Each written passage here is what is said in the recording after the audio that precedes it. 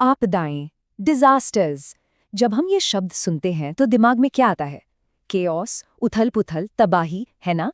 लेकिन क्या हो अगर इस सारी उथल-पुथल के पीछे भी एक पैटर्न हो, एक ढांचा हो? आज हम आपदाओं को क्लासिफाई करने की साइंस को ही समझने की कोशिश करेंगे। सोचिए, एक तरफ भूकंप है, दूसरी तरफ एक केमिकल स्पिल और फिर एक महामारी।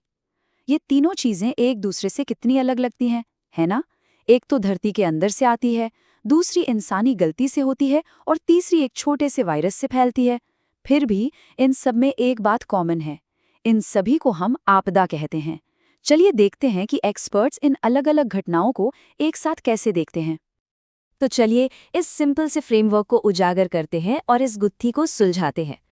शायद ये सुनकर हैरानी हो, पर सबसे ऊंचे लेवल पर दुनिया की सारी आपदाएं सिर्फ दो मेन कैटेगरीज में आती हैं। जी हाँ, सिर्फ दो। पहली कैटेगरी है नेचुरल डिजास्टर्स, यानी प्राकृतिक आपदाएं। जैसा कि नाम से ही जाहिर है, ये प्रकृति की अपनी ताकतों से पैदा होती हैं। ये वो घटनाएं हैं जिन पर हमारा कोई सीधा कंट्रोल नहीं होता। सोचिए, जमीन का हिलना या मौसम का अचानक बदल जाना।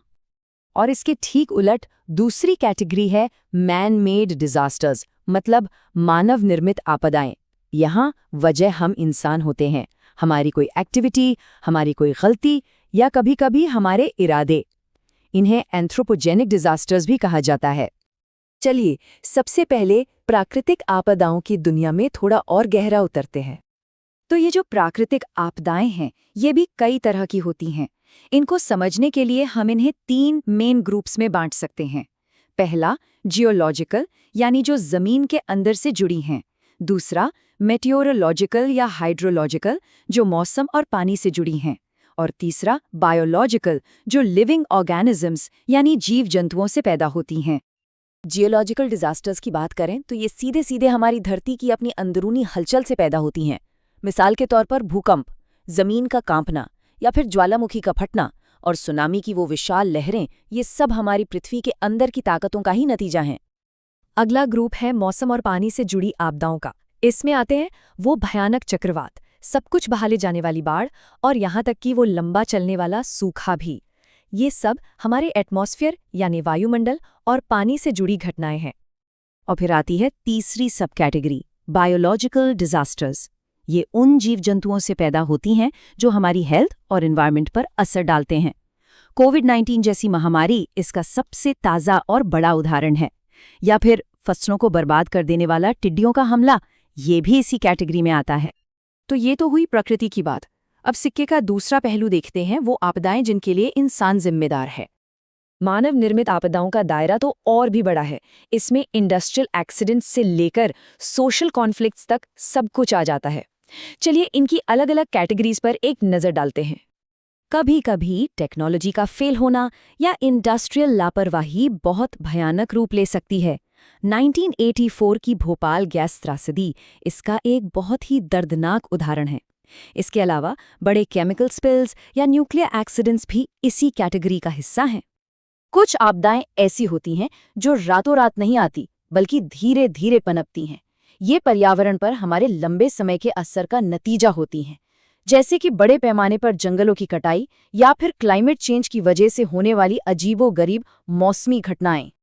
फिर होती हैं एक्सीडेंटल डिजास्टर्स, मतलब अचानक होने वाली अनचाही घटनाएं जो किसी इंसानी भूल का नतीजा होती हैं, जैसे कि किसी इमारत में बड़ी आग लग जाना, किसी बिल्डिंग का गिर जाना या फिर कोई बड़ा ट्रांसपोर्ट एक्सीडेंट। और आखिर में वो आपदाएं जो इंसानी टकराव और समाज के टूटने से पैदा होती हैं। आतंकवादी हमले, दंगे या फिर युद्ध की वजह से पैदा हुआ शरणार्थी संकट, ये सब सोशल डिजास्टर्स कहलाते हैं। तो ठीक है, हमने ये सब कैटेगरीज तो समझ ली, पर सवाल ये है कि इस क्लासिफिकेशन से फायदा क्या है? ये सब जानना इतना जरूरी क्यों है?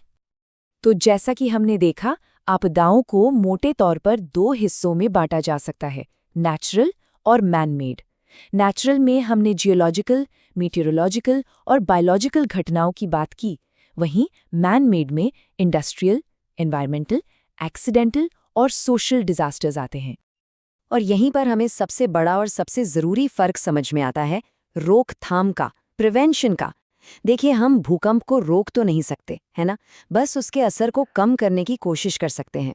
लेकिन इंडस्ट्रियल एक्सीडेंट जैसी कई मैन मेड आपदाओं को बेहतर सेफ्टी रूल्स और रेगुलेशन से अक्सर रोका जा सकता है।